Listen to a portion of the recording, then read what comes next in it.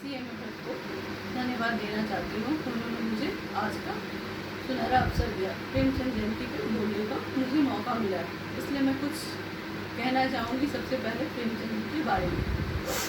मैं दीप्ति प्रसाद सीएमएफएफ राष्ट्रीय लेखिका संघ द्वारा प्रेमचंद जयंती पर आयोजित महिला साहित्यिक सम्मेलन में अपनी रचना, जो कि महिला सशक्तिकरण को समर्पित है।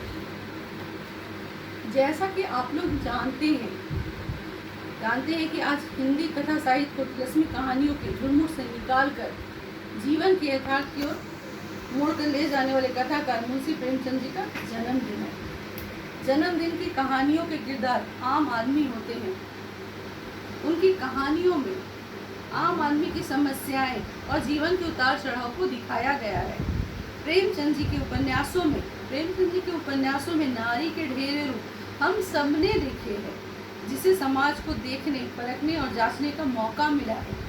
प्रेमिका, विधवा, माता, परिणीता, मेहनतकश, वैश्या और समाज सेविका आदि कई रूपों में उनकी नारी पात्र अमिट छाप छोड़ जाती है। जहां वर्तमान और भूतकाल की विषम परिस्थिति के दर्शन उनके उपन्यासों में देखे जाते हैं, वहीं भविष्य को भी काफी आगे तक देखा गया है। अतः उनके साहित्य में नारी पात्र स्त्री विमर्श का बेहतरीन उदाहरण प्रस्तुत करते हुए समाज का प्रतिनिधित्व करती है।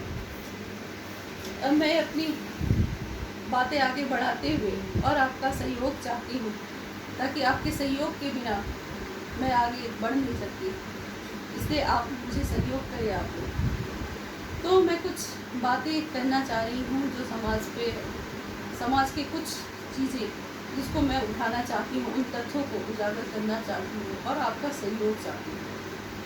प्रेमचंद जी की किताबें मुझे हमेशा प्रेरित करती हैं। उनकी किताबें पढ़ते पढ़ते मैं इतनी तल्लीन हो जाती थी कि मैं उनके पात्रों में खो जाती थी, कि मैं उन किरदार में से एक किरदार हूँ। तो मैं अपनी बातें आगे बढ़ाती हूँ इसी के साथ। मैं एक बेटी की माँ हूँ। मेरे पति मुझसे हमेशा कहा करते हैं कि मैं बेटी का कन्यादान नहीं करूँगा। मैं पूछती हूँ, इतना बड़ा निर्णय तुम कैसे कर सकते हो? मैं कहती हूँ, इतना आसान नहीं समाज की बंदिशों को तोड़ना। उनका कहना है, अगर तुम साथ दोगे तब समाज में फैली हर कुरीति को दूर कर सकते हो। उनके विचारों को ध्यान में रखकर मैंने कन्यादान पर कुछ पंक्तियाँ लिखी है, जो आपके समक्ष प्रस्तुत कर रही हूँ।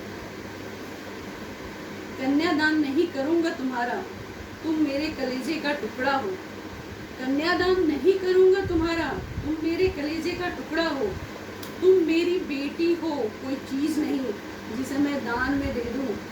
मैं तुम्हें शादी के पवित्र बंधन में बांधता हूँ, जिसे अपने पति के साथ मिलकर निभाना तुम अपने प्यार से।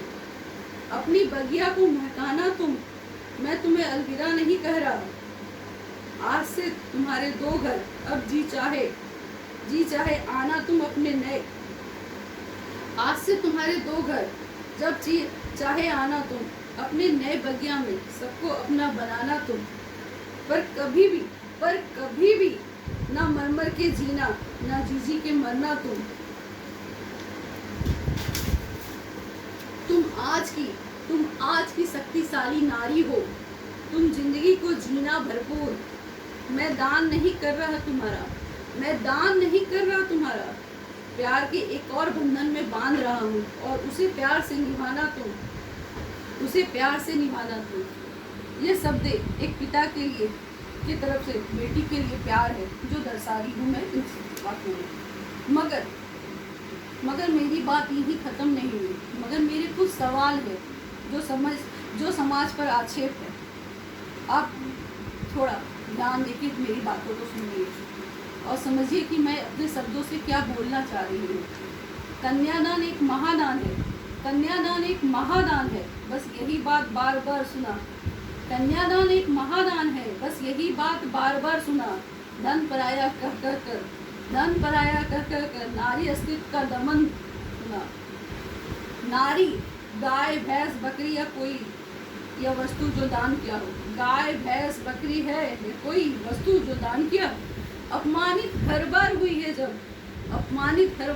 है जब हर जन्म में कन्यादान किया। बरसों बीत गए, बरसों बीत गए इस उलझन में, ना कोई सुलझा पाया। नारी है निर्मात्री, नारी है निर्मात्री समाज की, क्यों ना समझ पाया कोई, क्यों ना समझ पाया कोई। नारी ने पीरा सहकर, नारी ने पीरा सहकर नवजीवन दान दिया, उसी का दान क्यों, उसी का दान क्यों। इसी के साथ मैं अपनी बातें यहीं पर विराम करती हूँ। मेरी तरफ से सबको मेरा प्रणाम, सारे सदस्यों को मेरा प्रणाम। और मैं इस मंच के लिए बधाई देना चाहती हूँ कि मुझे आज के दिन चुना गया और मुझे मौका मिला। मेरी तरफ से नमस्कार।